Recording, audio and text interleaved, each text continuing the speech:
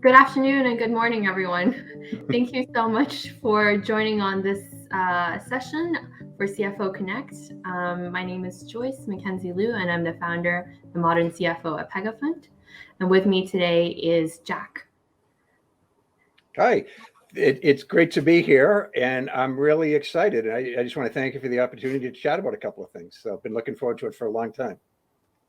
Excellent. So Jack, tell us about your background, because you've had a fascinating career and also journey, both as a CFO and also as a writer, and many other initiatives that you've been involved in. What was your background and also motivation for writing the two books, Secrets of Rockstar CFOs, as well as The Psychopathic CEO? Sure, and thanks for asking. And by way of background, I started my career in accounting, fairly conventional. I went to one of the big eight, as there were during the day, accounting firms. I know there are four now, but for the young people, there were eight as recently as the 1990s. So I worked at Peat, Marwick and Mitchell, and then I left public accounting after a few years to become a controller and became a CFO. And I was actually a contract CFO for 26 different companies along the way. And it's a great way to make a living, but it's a bit of a lonely gig, because you're working for two or three companies at a time, and there's no other finance and accounting people. So that's why I started the CFO Leadership Council, which is a member organization for senior financial executives, and candidly, just to create a network of my peers. But then a few years into it, I decided that I wanted to make my living that way. So I've been doing that now for about 6 years as a full-time job. Having a lot of fun along the way, for sure. So yeah, I can definitely see that. And I think 50% of our audience here today is scale-up CFOs across UK and Europe. And 22% of them are actually finance managers and controllers who perhaps one day have aspirations to be CFOs. So maybe let's focus first on how to be a rockstar CFO, right? What would you say defines the characteristic of a rockstar CFO? sure. And there's not like a one size fits all type of thing. Of course. But when I wrote my book a few years ago, I identified several characteristics that the elite CFOs shared. And you'd asked me actually what was my inspiration for writing the book. And, being from Boston, I ignored the question, and I apologize for that. But I actually, in the course of running the Leadership Council, I was just meeting great CFOs all the time. So I didn't so much as interview them as had conversations. And I realized I had all of this great information and decided to share it with the controllers. My thought was it would be good for the controllers and people like that who aspire to become CFOs. But then I shared it with the CFOs, and I'm like, hey, is this any good? Am I on the right track here? And they said, yeah, but we want this too. So I ended up doing a presentation for CFOs and wrote the book. But there's a lot of, I actually identified 9 characteristics of what I called rockstar CFOs. And I won't bore you with all 9 of them, but some of them are kind of interesting. The main one is strategic thinking. And that's sort of back when I was a CFO back in the 1400s, but not quite that long ago. But in the day, it was very much a backwards looking job. You focused on reporting history. And now CFOs, they're strategic thinkers. I know you, Joyce, partner with your CEO and some other people on strategic initiatives across the company. And that's kind of the current CFO today. It's more forward looking. I like to use the phrase, don't record history, make history. And that's the opportunity CFOs have today. But they also, the other thing that they're expected to do is provide ethical leadership. And that doesn't just mean being ethical yourself, because I think in my experience, most CFOs are ethical. If they weren't, they might have picked a different career path. But, providing ethical leadership, maintaining a culture of ethical accountability, and making sure that people behave in an ethical way every day in every way. Don't just talk about it, but actually live it a little bit. And then there's some other things. I did write them down. They're involved in deal making. And again, it's not final negotiations at the end. It's actually developing the opportunities. They work very cross-functionally. I don't know a lot of CFOs these days who only work in finance and accounting. A lot of them are involved in sales and marketing and customer support and operations and strategy. They're great at building teams. So, and again, not just finance and accounting, but across the entire enterprise. CFOs are a critical part of building, developing teams because they're such a part of the culture and whatnot. And then the other thing that might be kind of interesting, I guess to me it's a bit of a passion, is, and I'd love to hear if you do it too, but learn continuously, because the role is always changing. And it used to be you could be a really good accountant, a rise to the CFO type job, and just stay current on the new accounting rules. And that was kind of all you needed. But now it's not really like that. You've got to learn continuously. You've got to understand technology, strategy, operations. And there's so much involved in that. But these are some of the things, some of the practices I think that the elite CFOs I've spoken to have worked in. So I'm talking too much, aren't I?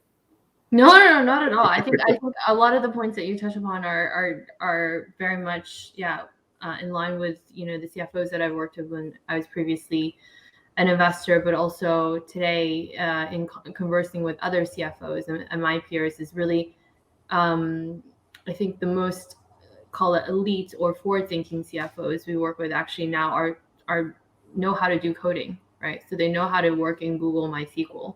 They know about BI visualization tools, and they are a critical business partner to not just the CEO, but every single commercial and non-commercial leader in the business. And that's also how you how you make yourselves value to a business, and its shareholders in really creating and optimizing value. Yeah, it makes sense. And I often ask CFOs, it's like, do you go on sales calls?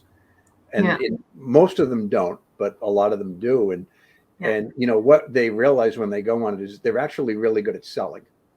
And it's because, it's flattering to the potential customer that the CFO that she or he is taking time to be on the sales call. But I think there's a trust factor that CFOs have that other people don't. I mean, fundamentally, like most people, when they hear something from the CFO, they usually think it's true. But, maybe if you hear the exact same thing from sales or marketing, you could say, well, they're selling or spinning or something like that. But CFOs justifiably, are, considered the highly ethical type of people. So. Yeah, so that's a really great point. So you talked about trust, and you also talked a lot about ethics. COVID has changed and put a lot of that into place in terms of a company's values and how also a business needs to adapt to significant changes that are happening in the market. So what have you seen the best CFOs do in adapting to a pandemic over the last 18 months? Yeah, there's two where I've really seen them excel, and it is strategy and leadership, and communications under the leadership. And I don't know, somewhere along the line people picked up the word pivot in 2020. I don't know if you guys use it overseas as well, but it's like I can't go an hour without using the phrase pivot 3 different times.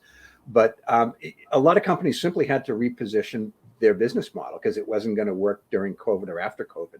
And CFOs are on the front line of that, because not only today are they great strategic thinkers, but they do understand the strategy. And the other thing, unless you're on those 1 in 100 companies where the CEO is a former CFO, you're probably the only financial expert on the leadership team. And that's such an invaluable thing during a crisis like this. So I think they've been on the front lines, really challenging, the strategic assumptions and repositioning their company.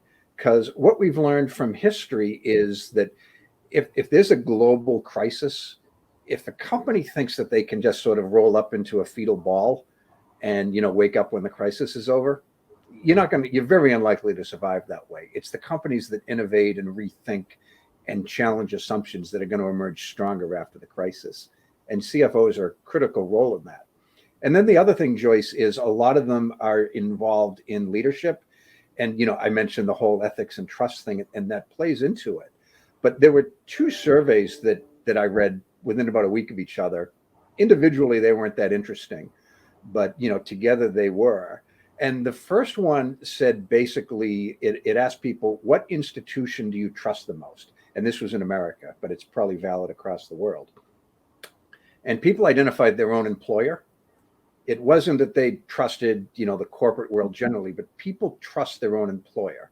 And that was even ahead of like religious institutions and, and the president and government and the media and other things. So where you work is the place you trust most. And then there was another one which was global in nature. Who's the person at work you trust the most? And overwhelmingly it was CFOs.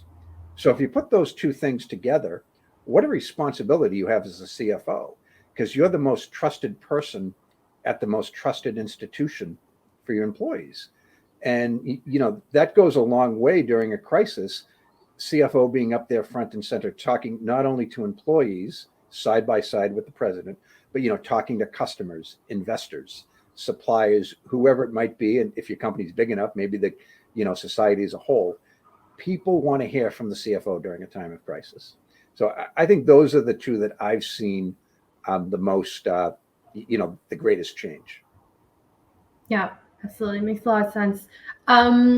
So I guess maybe let's switch gears a little bit and dive into the specifics of the Secrets of Rockstar CFO book that you wrote. I think as part of that, you interviewed a number of Valley startup CFOs as well as Fortune 50 CFOs as well. Can you maybe provide a bit more context in terms of, the types of businesses they were involved in, and in particular, how did they prioritize what they did in a new role as soon as they were joining a new business? What were their top priorities in the first 100 days? Sure. And my own personal background, I worked in venture-backed tech companies when I was a CFO. So even though I had a reasonably broad range, I probably had disproportionate venture-backed CFOs that I interviewed in the book. But I did interview, one CFO, I think it was Fortune 6 at the time, and at least one other in the Fortune 50. And I got, a good cross-section, a few nonprofits, well-respected. But are you familiar with the expression horses for courses? I'm not. Yeah, it's from, I don't know anything about horse racing except that one phrase, but the idea is not every horse is going to win on every track. Like there's some horses that are really good on a fast track over short distance, they're sprinters. And then there's other horses that are actually, they're slow horses, but for whatever reason, they run well in muddy conditions or they do well in long races. Mm-hmm. So each situation, horses for courses, right? The CFO of a relatively small growing company may not be the same person who's going to be successful in a Fortune 500 type of company. It's just a different game, even though they're both CFO types of jobs, if that makes sense. So I tried to get a cross section and overcome my own little bit of a tech bias as I did that. So, but you'd also asked about like the early stages of being a CFO. Yeah, what I guess so to your point, you said, the size and the growth, and also I guess the complexity of the business, right? If you're in a hardware business versus a software business, that impacts how the role of the CFO operates. So coming into a new role, how do you really prioritize what you do in the first 100 days to demonstrate the value as a strategic leader? Yeah, it's interesting because I tend to talk about 90 days or 100 days a little bit. And when you think about it, that's roughly the length of a semester in college. Mm-hmm. And it turns out academics actually know what they're doing a little bit, because in 90 days, 100 days, it's actually a great time to learn a lot of stuff very intensely. And I encourage CFOs in the first 90 days not to necessarily try to accomplish that much, but to learn. Because it's, once you're sort of living it, you're not going to have time to ask questions and people are going to be wondering why you're doing it. But sort of step back. Don't feel like you need to accomplish a bunch of things your first week or even your first few weeks. You can't do nothing. I mean, you've got to move the ball forward. But, I tell people, learn the business a little bit. Get to know, if you have a reasonably sized finance and accounting team, get to know every one of them a little bit. Get to know cross-functionally, get to know the salespeople, get to know the customer support people. Get to know your board of directors, understand your business as best you can. And again, in the long run, you'll be extremely well served for having taken those 90 days. And just, again, I'm not saying don't do any actual work, but take it as a learning opportunity. And the other thing is, build alliances too. Don't just spend time with the salespeople, but bond with them a little bit and, get to understand what's important to them. Get to understand what your marketing people are doing. To the extent it's possible, get to understand the engineers. I know sometimes they're a little Engineering folks can be a little bit technical in a way that it's tough for people with a finance background to understand. But, just get a grasp for what it is that they do on a daily basis, if that makes sense.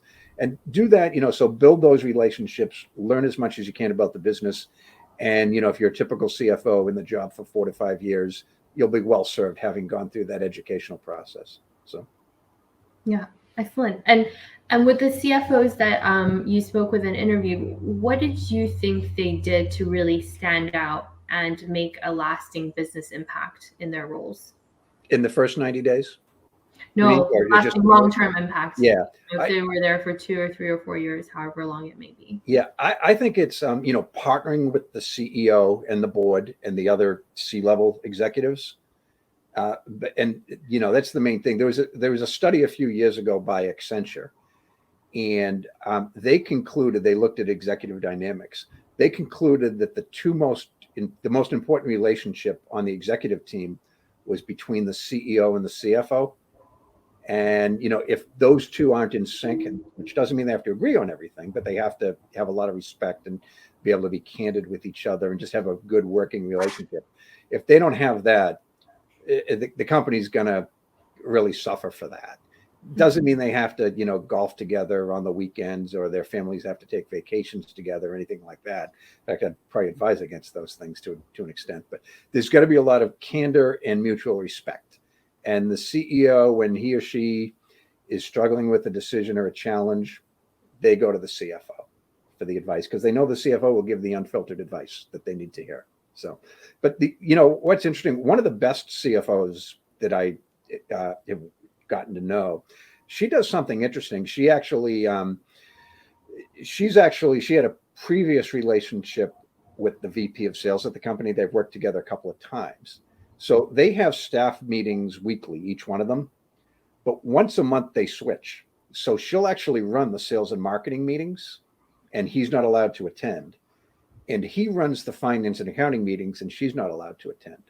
So that does so many things that, it makes the two teams cooperate more. Because I don't know about you, Joyce, but marketing versus accounting in some companies that can get a little bit ugly sometimes.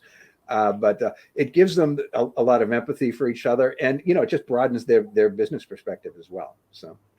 Yeah, it sounds like, really deepening that trust and building a sense of empathy at the leadership level is going to cascade down to the rest of the organization as well.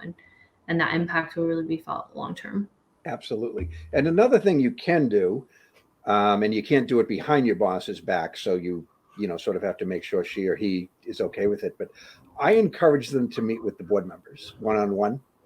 And you're not talking about the boss, do you know what a screw up he is or she is?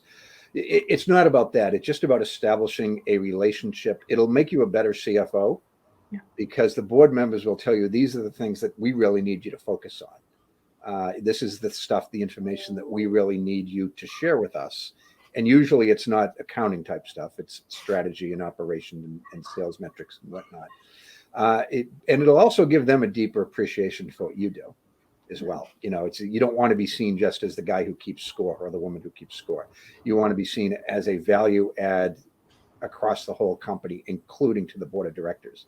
And then I guess the bonus is, if in the United States, there's data that suggests that about every 3.5 years, a CFO leaves a job voluntarily or otherwise.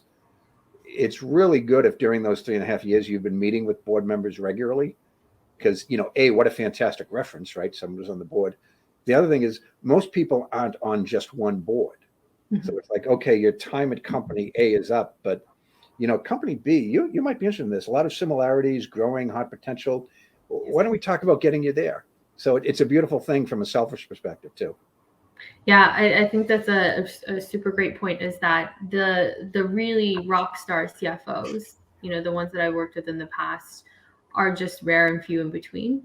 Mm-hmm. And when you find them, you really want to take them to all the businesses that you're involved in as an investor, because you also know how they work. And you know that you can really trust, the numbers and the forecasts and the budget that they've set, that it's something that has been internalized and validated by the entire organization, but not just being set from the top down by, the leadership and the board. Yeah, I know people, they're my age, which is 60-ish, and they're on like their seventh or eighth CFO job, and it's been with the same venture firm for almost all of them. It's sort of like they work at one, do what they do. 3 years later, 5 years later, they do an exit or just decide to, it's time to move on, and they have a good relationship with the VC firm for all the reasons you just mentioned. So it's an interesting time to be in that, because my father's generation, you got a job when you were 18 or 22 if you went to college, and pretty much that's where you worked, your whole career. And I know there's some places in the world that to an extent is still like that, but now people have 8, 10, 12 jobs during the course of their career. So it's great to have alliances outside the company. So yeah, that's a really good segue into the next question that I have for you, which is, how do you see the role of the CFO, and I guess by extension, the finance and operations function overall, shift and change based on the scale, growth, and complexity of a business? So in other words, how does startups and scale-ups differ from growth companies to pre-IPO companies and public companies? Yeah, it is different. And I made the horses for courses comment earlier. Hindsight, I wish I'd waited till now, but it is a little bit different. And I personally was a really good early stage growth type of company CFO. And then when it was time for an IPO, or at least the thought of an IPO, I just wasn't the right person.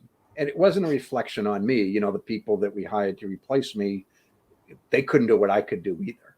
But when your company is getting ready to go public, or just taking on more maturity and more of a professional image, it sometimes needs a different CFO.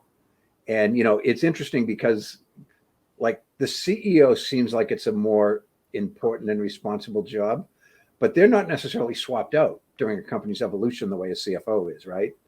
Mark Zuckerberg of Facebook, he started the company at 22 and he took them public at 28. But I suspect there wasn't even a thought to get like a different type of CEO running the company. But CFOs, they definitely are. With early stage companies, and I know you've worked in your share and observed your share. It's not a lot about processes, about innovation, getting things done, creating an exciting culture. But then as you are preparing to go public, I hate to put maturity, because that suggests CFOs like me are immature. I mean, I am, but most CFOs with my background aren't necessarily. But there's a certain maybe professionalism that a CFO can bring for a company that's ready to go public. And also it's a very tightly regulated environment when you're public, certain disclosures that are required and whatnot. Often the finance and accounting department is bigger, more structured, and that just wasn't for me. Again, I'm not knocking it at all. You just have to figure out what you're good at and what you're passionate about, and make your career out of that. But the idea of working, I could never have been a CFO of a bank, and dealing with all of that regulation and that type of thing. But the bank CFO probably wouldn't want to work where I did too, where I could show up at work in an AC/DC t-shirt, no one would care. So. Yeah, I think that's right, which is that to your point, at the early stage, it's a very operational role. Mm-hmm. And to a certain extent, you need to be almost sorry to use this word, but Jack or Jane of all trades. Mm-hmm. So you need to act as the risk controller. You need to also be able to pick up some HR, facilities, revenue operation tasks, as well as do the FP&A and forecasting. And as well, of course, do internal and external stakeholder management.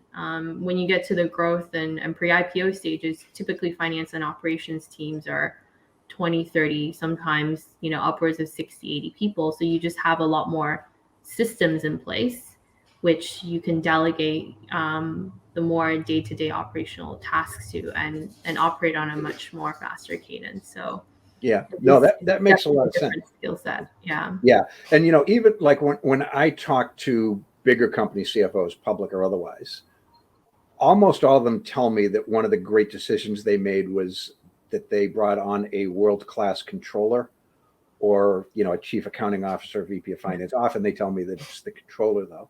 Yeah. And, a smaller company, I kind of was both the CFO and the controller. And to your point, I ran facilities and HR and some other things too that a big company CFO just you wouldn't have the bandwidth to do because there's so much going on. But I could do a small company as a CFO and controller in one person, but as the company got bigger, they'd want somebody that's phenomenal at getting the reports done on time.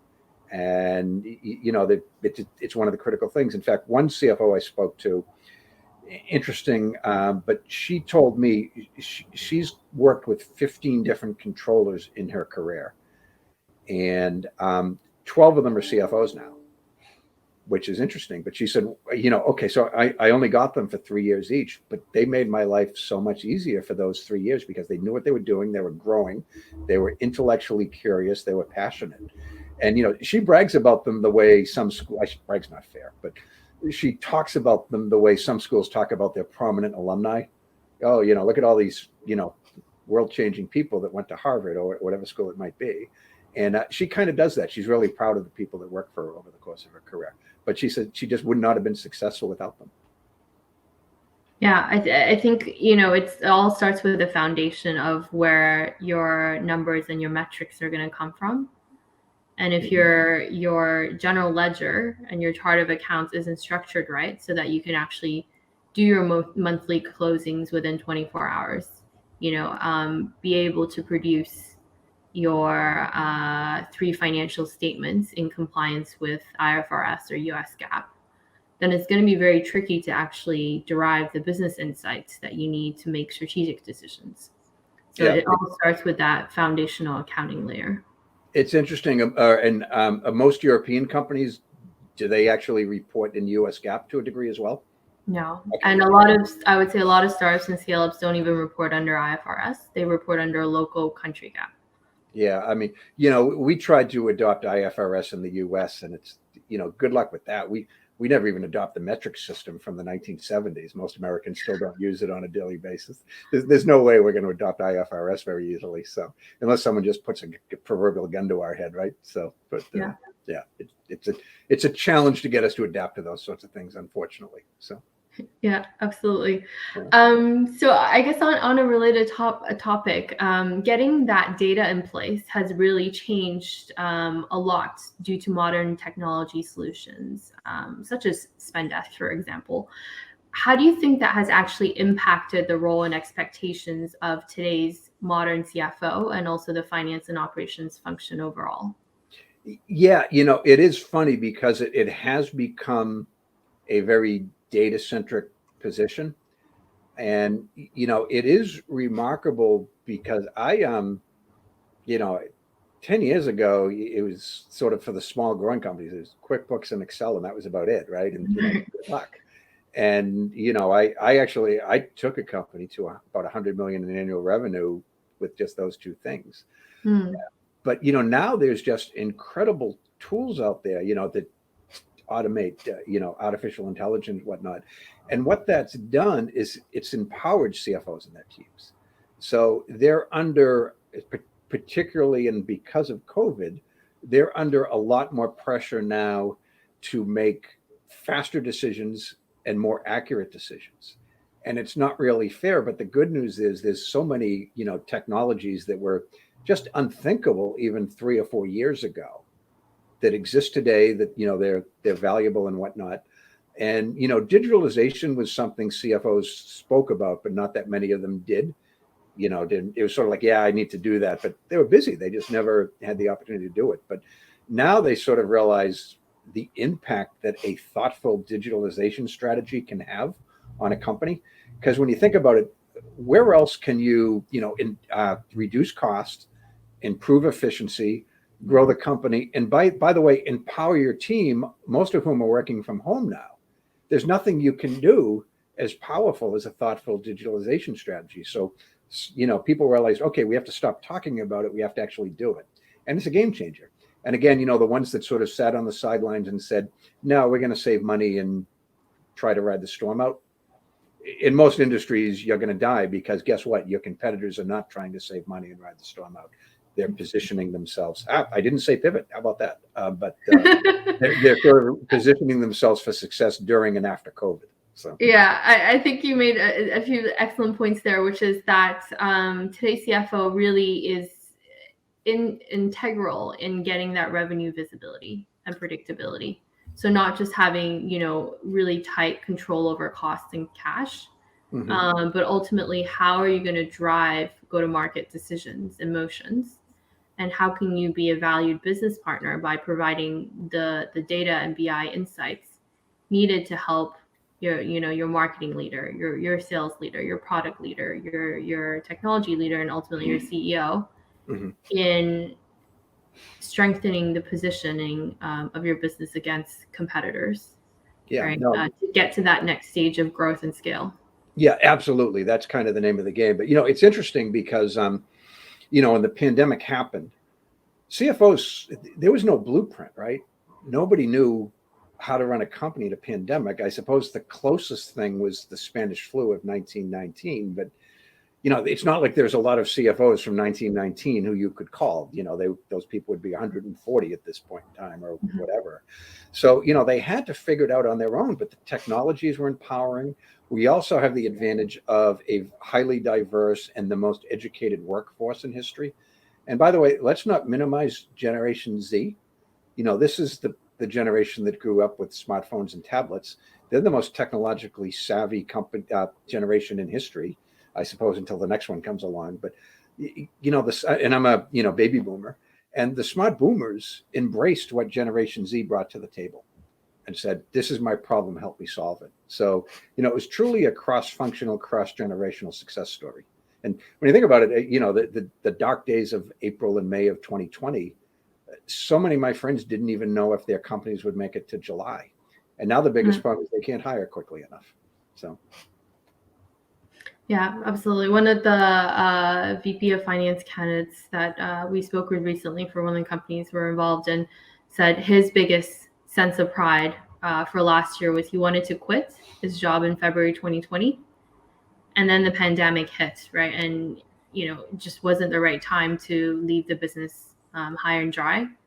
And so he stuck around, and his biggest sense of pride was that no one was laid off during the crisis. And in fact, that had one of their highest revenue years in the company's history. That's really something.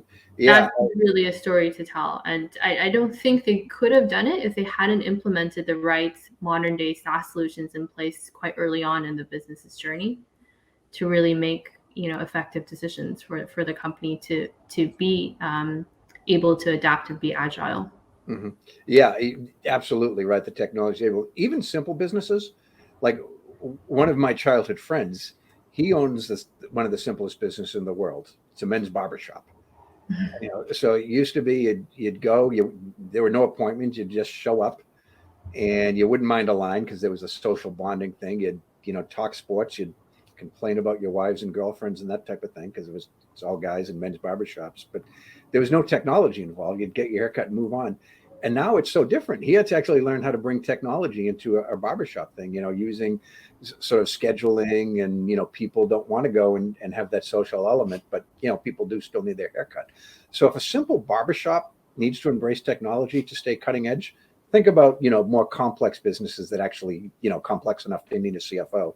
Think about what their challenges are going to be like and how imagine trying to survive the situation without embracing technology. So. Yeah, absolutely. So I think about 70% of our audience today is European or UK headquartered companies with less than 100 full-time employees, which means they are likely thinking about or have recently entered the US market.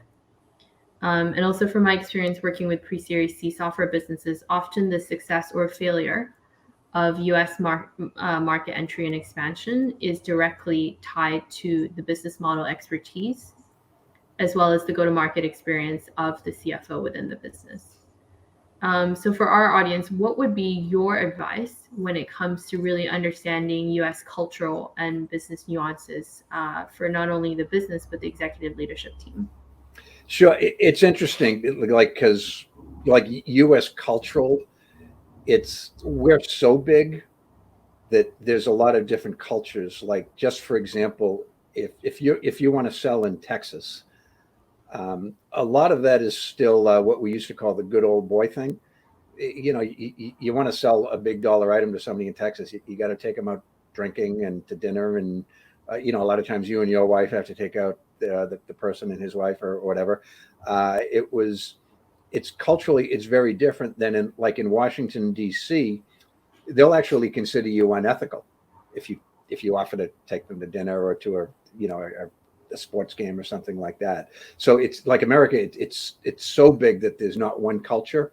So I recommend to Europeans, if you have the budget and the wherewithal, do get people in, your biggest markets all across the country. Don't think that, Boston, Massachusetts, where I'm from, is necessarily similar to Los Angeles, California, because they are very different.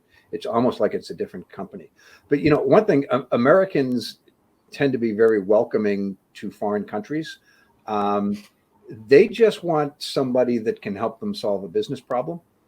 So, if you've got a technology that fits the market, just go there and, invest, because it is probably the most competitive market to try to sell to.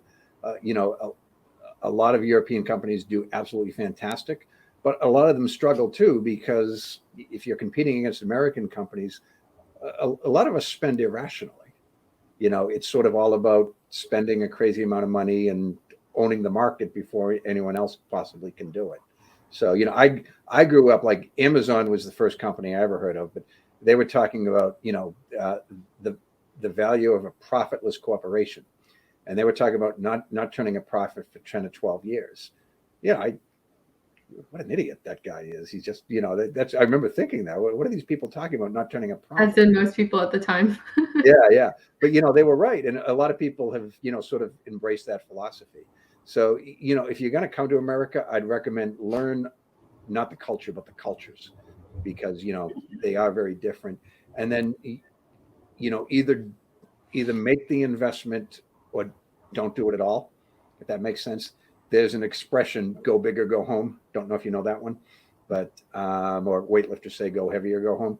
But, if you've made the decision to go to America, recognize that it's a long-term, very expensive play, but because the market is so huge, it's one that a lot of companies find it is well worth it. So, yeah, absolutely. I think it's, I think it sort of works both ways as well, which is that it's common for, American companies expanding to Europe and UK to think of it as one big continent and one singular market. Mm-hmm. But actually, it's UK, Ireland, Belgium, Netherlands, France, Germany, DACH, Nordics, Baltics, Eastern Europe. So, and each country and also each region has its own business culture, legal framework, accounting standards, which in the US, I guess you have the benefit of having one singular market for it. But it is really about adapting to your point, the Midwest, New York and Northeast, the South part of the US, Central California is completely different, right, from the East Coast or Boston area. So there is the need to have local networks, local business customs, and also adapting that to your marketing and sales efforts. Yeah. Oh, absolutely. Yeah. I mean, a lot of Americans go in and think all Europeans are going to be the same. I mean, perhaps not so much anymore, but yeah, if you think what works in London is going to work in Munich necessarily, you might get lucky and maybe it will, but I'm not sure that I'd count on that. So, and similarly, just because Boston and San Francisco are in the same country, I wouldn't assume that, what will work in one will work in the other. But if fundamentally you've got a good product that can help solve a business problem, you can help people no matter what market they're in the United States. So. Yeah, absolutely. And then the second point that you made that I heard was just investing heavily into the market. So one of the things that we advise companies we work with expanding to the US is be prepared to invest $3 to $5 million in the first, 1 to 2 years in the US market, and just double and triple salaries and compensation, because the labor market, to your point, is a lot more competitive. People are used to being sold to and picking up the phone from a cold caller, like a BDR or SDR. Mm-hmm. And that also means that you need to invest more financial resources to support that go-to-market strategy in motion. Yeah, that's absolutely correct. It's, And one example of the cultural differences is early in my sales career. I remember when I'm from Boston, so I remember calling New Yorkers, and they'd stop the phone conversation 5 minutes in. New Yorkers are known for being very direct, and they're kind of like, you're wasting my time. I don't want this product. I don't want to take up any lunch here. Good luck. And then, gee, the rudest person alive. But then, like in Minneapolis, there's this expression, Minnesota nice. They're very they'll listen to you for 6 hours, but then they won't return your phone call and they say, I didn't want to hurt your feelings. I'd rather deal with the New Yorker personally and move on, right? But it's just such a different thing. But you're right. I mean, 3 to 5 million, is that what you said? And I think for especially for a venture-backed business, 3 to 5 million within the first 12, 18 months. That does make sense. And then, if you've got something that can help, Americans are going to embrace it. Technology companies, it is a little different because we do have a little bit of bias thinking our own technology is the best. It's just everyone does. Yeah. But, like with cars, we've sort of conceded that other countries make better cars than we do, right? But that took some time. I remember like in the 70s when one of my neighbors bought a Japanese car.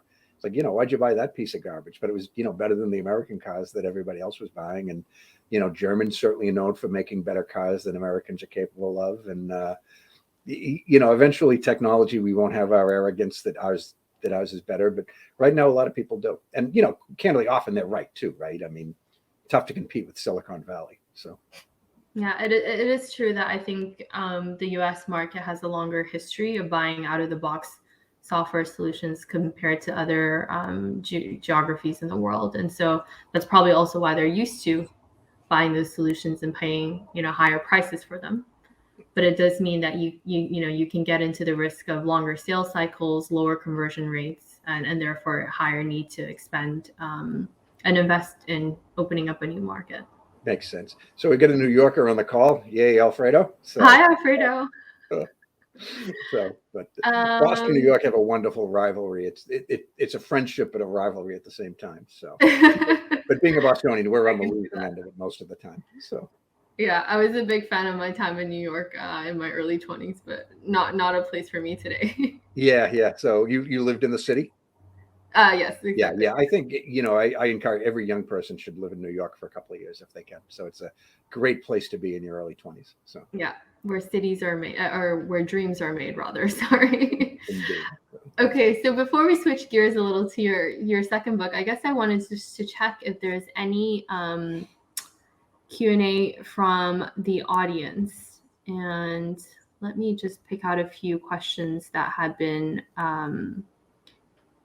voted for the most. So the first question comes from Ifti, and I'm sorry if I'm not pronouncing your name correctly, but he asks, and 10 others are interested in this question, is some of the best CFOs I have worked with will know when to use an expert advisor and when to do the job themselves. What is your view when CFOs should get expert help? Yeah, I'm kind of a relier on expert help, assuming that, again, you have the wherewithal to do it, because business today is so complex. And unless you're a prodigy, you simply can't understand everything. So I guess my answer is not necessarily right, but I will tell you my philosophy on it is to go out and get expert help when you've got a problem, right? Why, time is money, right? Why spend 2-3 weeks trying to learn to solve a problem when you can spend, a few $1,000s and bring an expert who, does that kind of thing for a living and will do it better than you, and you can sort of focus on your core business of growing and leading your company. So I'm a philosopher of getting a lot of expert help. And you'll recall when I mentioned the secrets of Rockstar CFOs, one of the habits is to learn continuously. And that's kind of part of it, right? So, when I started the CFO Leadership Council, it was a peer network. And it's a beautiful thing, right? If you've got a problem and you have like a network of your peers, reach out to them. Chances are, like in our group, and I hope I'm not promoting the group because that's not my intent, but there's like 1,800 CFOs. So if you're faced with an interesting challenge that it's not obvious, ask the community. chances are one of the 1,800 has been through it. And if not, a couple of them will, say, okay, I can't help you, but let's chat about it a little bit. Let's have a conversation, and you can bounce some ideas off of me. And it's a beautiful thing. So I'm just a believer. Don't burn a lot of time, stuff that you can reach out to other people who've been through it. So. Yeah, and I think it's particularly for venture-backed companies where the expectation is that the business is growing, 2 or 3x year on year. That means as a leader, when you can only really make big changes in an organization 2 or 3 times a year, you need as a leader to grow 3 to 4 times or higher or faster as an individual. And the best way, of course, to do that is to learn from people who have gone through the journey before, not to make the same mistakes that they have, but to take the best practices that they've learned along the way. Yeah, absolutely. And, this, like in the US, just one example of that, we had the PPP loans, Yes. which were, you're probably familiar with them, right? But they were confusing when they came out, and there was on our community portal, there were just a lot of questions. And a few of our members actually volunteered and say, hey, I completed mine. Why don't we get 20 of us together on Zoom and chat about what I learned? And you don't have to make the same mistakes as I do. So, don't repeat mistakes, right? Find smart people and learn from them. Yeah, absolutely. So I'm conscious of our time, and I also want to make sure we have enough time to discuss your second book and the next topic, which I find very fascinating. Specifically, the title is The Psychopathic CEO. And one of the quotes you have in there is to describe a psychopathic CEO is that it's a tireless worker with incredible focus and problem-solving skills, well-liked, and also able to make and execute unpopular decisions, an exceptional communicator who can convey a vision to any audience. I mean, this sounds like someone great to work with. Yeah, I'd work for that person. It may be tough because he's in jail right now. Right. That quote actually came, I won't say who, but it's someone who works in law enforcement. And she was describing a psychopathic CEO that she sent to prison. But a lot of them are really, a lot of the traits of psychopaths, as it turns out, actually translate pretty well to being a CEO in the corporate world.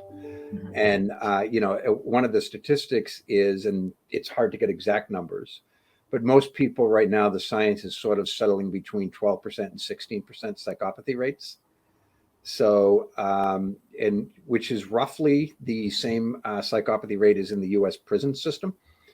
So when I have a friend, he actually, he's a prison guard. So he's working with prisoners all day.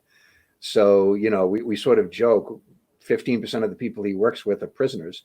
But then if he goes to a dinner at the end of the workday with a bunch of CFOs, I'm sorry, I said prisoners, I meant psychopaths. He's still dealing with the same 15% who are, 15% of the people there are still psychopaths. It's just, they're dressed a little bit better and they're better educated. So. Yeah. Okay. So what is your advice for a CFO or aspiring CFO who finds himself in this position working for a psychopathic CEO? How do they best, leverage their network, other senior leaders, and also the board to really make the most out of this individual, but also maximize value for the business? Yeah, it's interesting, Joyce, and it's a great question because each situation is different. But in the book I wrote, I analyzed a couple of famous people who, I'm not a doctor, so I'm not going to say the psychopaths, but they seem to be. They check a lot of the qualities of it. But one of them is Steve Jobs, the founder of Apple Computer. As far as I know, that guy never, committed a crime during his career. He was one of the great groundbreaking CEOs. So, if you're lucky enough to be working with him, you just sort of got to keep him focused and, have him understand, even if he doesn't necessarily care, why his behavior is bad. He did some strange things. He would fire people publicly.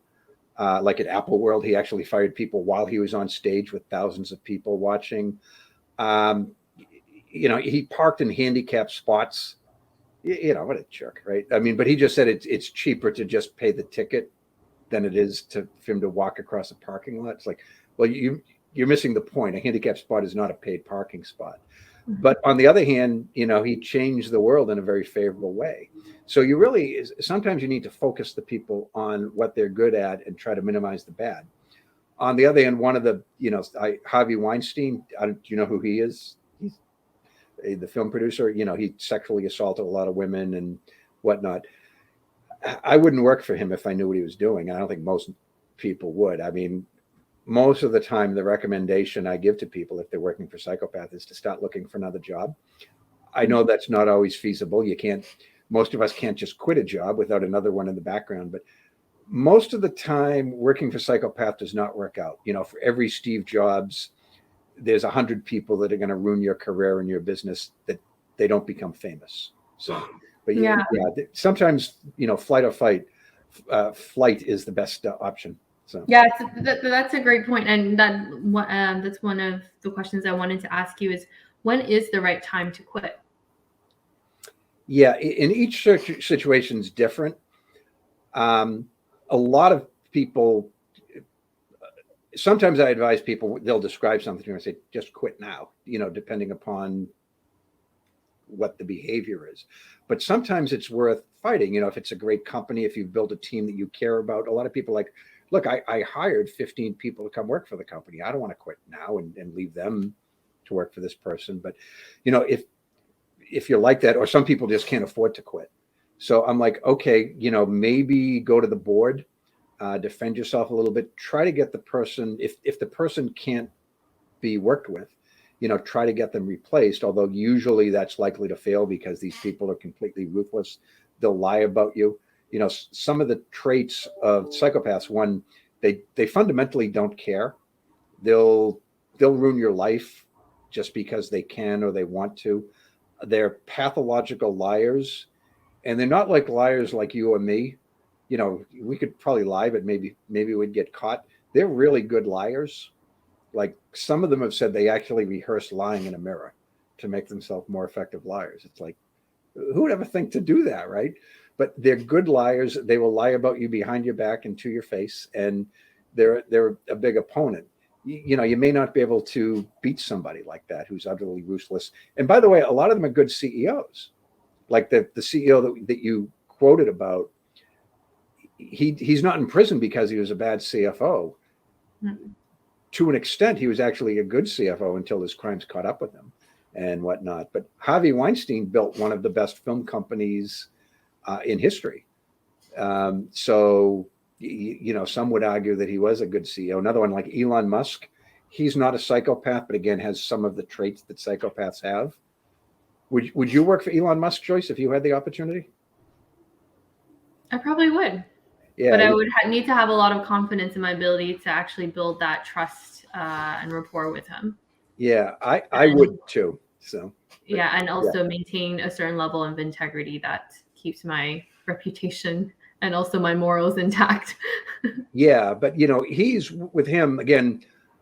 I think of Elon Musk as a colorful guy. That he's a classic case. He maybe shouldn't be an executive at a public company because, and he can't be the CEO anymore because he'll just say stuff that half baked. But obviously one of the great problem solvers, one of the great minds on the planet today, and maybe ever, right? You work for a guy like him for a year, and you'd certainly learn more than pursuing an MBA, I would think.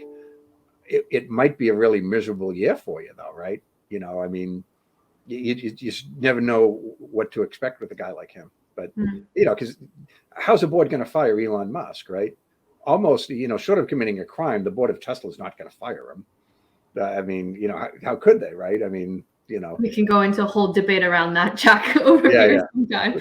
I just want to be mindful of the time and leave room for one last question from the audience, from Sylvia. And this was voted up 7 times, and she asks, what advantages versus challenges do you see for a finance lead that gets promoted within the company versus a CFO that gets hired from outside the company? That's a great question. And I actually did a survey not so long ago about CFOs, where did you work before? And what's interesting is Most of them are actually from outside the company. And this was US based, so it may or may not be valid for a lot of our people. But there was a tendency to bring in somebody who's been a CFO before to run a company if they think, we've got an IPO on the horizon or whatnot. So to get promoted from controller to CFO within the same company, it's fairly difficult, but it doesn't mean you can't do it. What I would do is you're going to want to give yourself a lot of visibility with the president. And, if you're the controller who's running the show, but just doesn't have the title, that's easier than others. But, if you have a good relationship, say there's a CFO, but he or she might be moving on at some point in the year, have them mentor you a little bit, get them involved, allow them to let you present at boards of directors meetings, allow them to, sit in if they're out sick or on vacation or on a trip or something, sit in on the executive meeting in their place. Get to build alliances, get people to understand what it is that you can do, and get people to really have a lot of trust in your ability so that when it's time to hire a CFO, this person is so good, we're not even going to risk losing him or her by talking to an outsider. Let's, get somebody to do it. The other thing is, if you've got the money, maybe a coach to, to sort of help you with some of the things, because it is, the controller job and the CFO job, they are very different, right? I mean, and again, each situation is a little bit different, but like I was surprised in my first CFO job how little time I spent on finance and accounting. Like, whoa, that's a little weird, because my path, which is probably not dissimilar to a lot of people, was public accounting, accounting manager, controller. I got an MBA along the way, and then CFO. So the jobs are very different. You want to expose yourself to as many things as possible outside the world of finance and accounting. And by the way, don't let the finance and accounting stuff suffer because of that either. So if that makes sense. Much like a CFO needs a great controller, a controller needs a great team under her as well, or him. Yeah, absolutely. I think what to your point earlier, it's about that learning and growth and how quickly a person is able to learn, continue to learn and grow and evolve their skill set, as well as remain a trusted business partner, and what the company really needs at that next stage of growth. So it's really I think what it comes down to is being able to become an expert in the business and the industry that you're in, and to really be able to impact go-to-market decisions, as well as communicate articulately inside the organization and also to the board. And I think that's what differentiates, a great CFO versus, a VP of finance or a head of finance or a financial director or controller. Absolutely. You know what? You could have said that, and then we could have just wrapped up the program. Actually, I lied earlier. And there's one additional question, if I may add to the roster, because it was upvoted 5 times, and it comes from Stephen. And I think it's a great question to ask, which is, how do early stage tech companies attract a CFO that has relevant experience rather than someone who has worked in practice or for a much larger company? How do you see a role for portfolio freelance financial directors who work for several tech companies at once? Yeah, I'm not 100% sure I'm grasping it. So he's wondering, the first part is, how does a venture-backed company attract a CFO? Yeah, how does an early stage company attract a CFO who's been with much larger scale businesses and has extensive experience? Yeah, it's interesting because, again, forgive me because I do have like a bit of a US centric focus, but in the US, there's now a phenomena that a lot of great CEOs and CFOs are leaving big companies to go to these tech startups. Mm-hmm. And, partly, it might be a technology that can change the world, or, something like that, or that can be really innovative. The culture tends to be more exciting. And, candidly, you could get really rich. And one of the more famous instances of this, it was an interesting story. I don't know how to pronounce her last name, but her first name is Divya. She was the CFO of General Motors. At one point, Fortune 1, still Fortune 25, I believe. She actually left General Motors as their CFO. And by the way, she was only like 42 when she was the CFO of General Motors. So she's probably some kind of prodigy, not that I know her. But she went to a Silicon Valley startup called Stripe. It's like, who the hell ever heard of Stripe, right? But it turns out Stripe has grown. They're a private company, but their most recent valuation with about 500 employees was higher than General Motors. General Motors market cap is around 80 billion or something like that last time I looked. And Stripe, when they raised money, it was at a $90 million post-money valuation. It was, and that she's going to take the company public within the next 6 months to a year, I guess. And, again, it is a chance to be with a cutting edge technology company. I'm not saying Stripe's not changing the world the way, say, a company that cures cancer is or something like that, but it's going to make a huge impact on the economy. And, I'm going to limb and guess that she's going to make a lot of money doing that. So, I think that's how you sell it. Is you probably don't say you can get rich from it. That might be deemed in bad taste, but you talk about the exciting culture and the chance to build something that can make an impact. I think you can get the best talent that there is. So. Yeah, and to a second question, do you see a role for portfolio freelance financial directors who work for several tech companies at once? Yeah, I did that myself. Yeah. And, I know a lot of people who do it. You can make a fantastic living that way. Mm-hmm. There are days I kind of wish that I hadn't given it up. But yeah, it's, it's a wonderful learning opportunity. A lot of times people do it by accident. And then they realize it's intellectually stimulating. They value the flexibility that comes with it. And, it can be very lucrative too. More and more now, the contract CFOs, and typically they aren't employees if they've got multiple companies, but they'll actually, get a piece of their clients.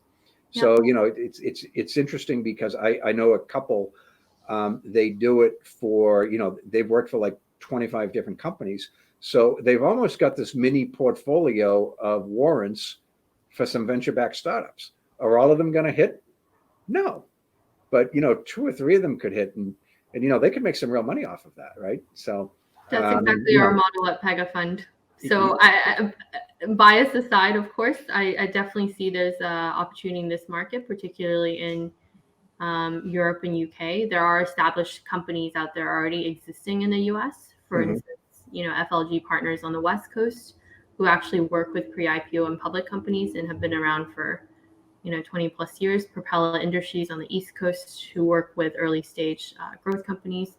And here in UK and Europe, there's PegaFund. So if any of you guys in the audience are in the 1 to 10 million euro high growth stage, growing more than 50% year on year, and you're looking for a CFO or you're struggling to find a CFO, definitely come talk to me after. Or if you are a CFO who's looking to move into a portfolio role, we're also recruiting quite a bit. Fascinating. Well, that's good of you. Yeah, there's a real CFO shortage in the United States, and just also here there's more companies growing, and it's a glorious time, I suppose, because you can sort of get your pick of things to do. But there's no shortage of great things to do, and if a global pandemic didn't slow it down, I can't imagine what might. So, but excellent. By the way, I see a friend of mine asked one of the questions. Nick Araco is out there. Hey, Nick. So, but he's the president of a similar group to my own. So, okay, excellent. What is the question that he asked? Oh, actually, it's under Q&A, but he was sort of talking about the CFO as the chief performance officer. So, and he's right. He's usually right on these things. He's a really bright, insightful guy. Actually, I don't think he was ever CFO, but he knows more about the CFO position than almost anybody. So. Okay, excellent. Okay, well, I am conscious we're 13 minutes over the time allocated, and also want to leave enough time for everyone to network and also attend the other sessions. So thank you so much, Jack, for your time and insights today. I think the 2 books that you wrote are fascinating and definitely lots for us to learn and absorb following this session. Well, I enjoyed it. It was great getting to know you. And I think, is there like networking after this? I'm going to hang out for a little bit if there's an opportunity to do that. So. Yeah, definitely. Okay. Thanks, Joyce. Thank you so much, everyone.